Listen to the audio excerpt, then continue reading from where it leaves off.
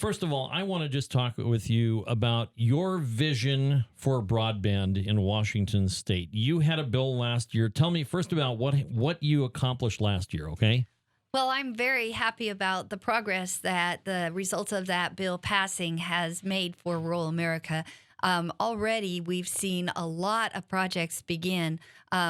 There was some funding in the Community Economics Revitalization Board that has been made available for rural broadband. And I have to tell you that they came up to speed very quickly, and the ports have been working with their communities. And we've got projects all the way up and down Highway 27 started. We're working between Clarkston and Walla Walla to get some broadband out to some of the most underserved and unserved areas of the state. I'm very excited about the fact that we are building publicly funded infrastructure that is the durable infrastructure, which is the fiber, and giving an opportunity for entrepreneurs and young startup telecoms and ISPs, as well as established companies, to come in and serve in these communities.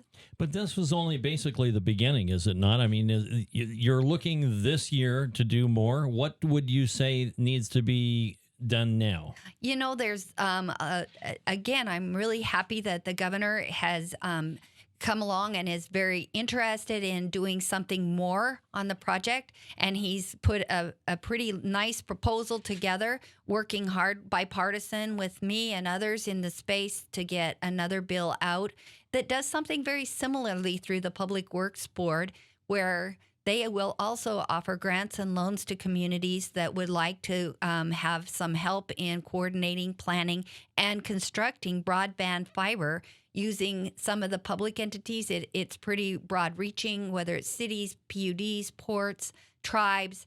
A lot of entities could actually participate in these programs, including some private telecom that could qualify for grants or loans through this program.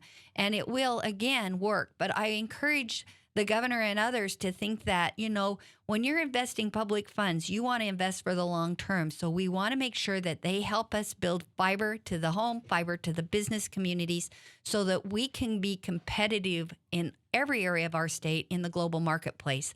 So I'm very excited about his efforts. He's focusing on education, healthcare, and other opportunities. So I'm quite pleased at the direction that we're going so far. I know there are some things that we may or may not disagree. That's always the case in any legislation that's being proposed by any one person. That's how the process works. We have great conversations so far, and I'm looking forward to having another opportunity. It can be an either and, where we have a couple of entities that do something similar with maybe a little different focus or approach, but I think that it will meet more of the needs of our state's citizens by having a multi-pronged approach. You've been discussing possibly introducing two pieces of legislation this year regarding broadband. So aside from the governor's proposal, what do you hope to do with this legislation? So realizing how effective the Community Economic Revitalization Board, which is commonly referred to as CURB, has been in working with local communities and getting their loans and grants program up to speed so quickly, and being able to actually process some grants and loans to communities, I still think that they're ahead of the game, having already begun and are well underway. They asked to have a more permanent source of funding so that they can continue with their program.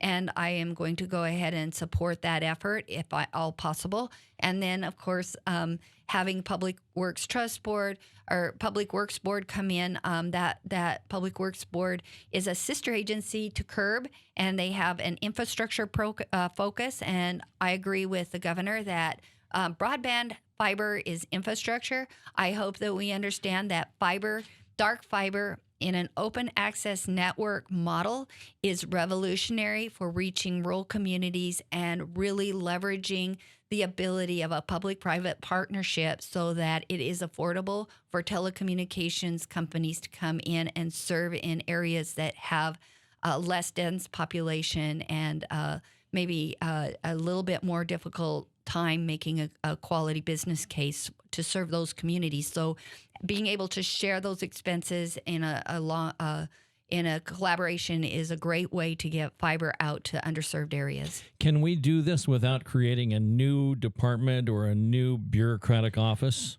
You know, the mood of the legislature this year is being led by the governor's vision of having a broadband office. I have always felt like in the technology space, it moves very quickly, and governments tend to move a bit slower. And so the setup, the startup, the establishment of the office and its roles in the space will take time. Meanwhile, I'm really pleased that so much of the work is being started and completed through efforts that were made in the last legislative session. And I think that, we have a good model that really gives opportunities to young and new entrepreneurs as well as established companies to find economies of scale with the assistance of having these local community governments building the dark fiber infrastructure and sharing the cost of that so that it makes it economic possible and feasible to provide high-speed internet and broadband services to local communities like ours in Eastern Washington. So do you hope that your legislation will maybe close the gap a little bit of what didn't happen with your bill last year? It's just an ongoing process. I felt like my bill really did not require any public state input. However, it was one of the compromises that I had to make because I really believe my model works without having a large investment from state funds.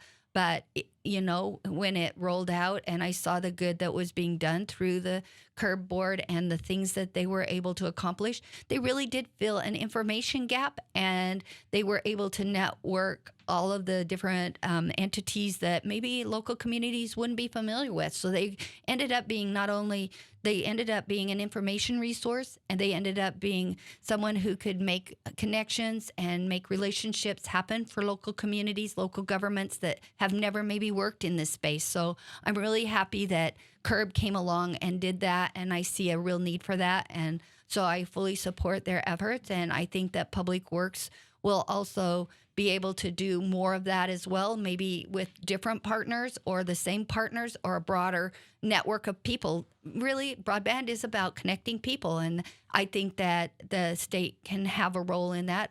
I was hoping that it showed that the power that having local communities working with their local entrepreneurs, how powerful that can be in our society. So essentially, a public-private partnership. There's a role for government here, but we need to make sure that government doesn't stand in the way of innovation out there with the private companies. Is that right? Is that Absolutely. Kind of the bottom line? I look at broadband as a component. So the first component is the fiber. That's the durable piece. That's what is like the road. It's our I-5 corridor, but it's a bridge across the globe. And then the electronic piece is obsolete, like your computer or your phone is as soon as you open the box almost, because the innovation is moving so quickly.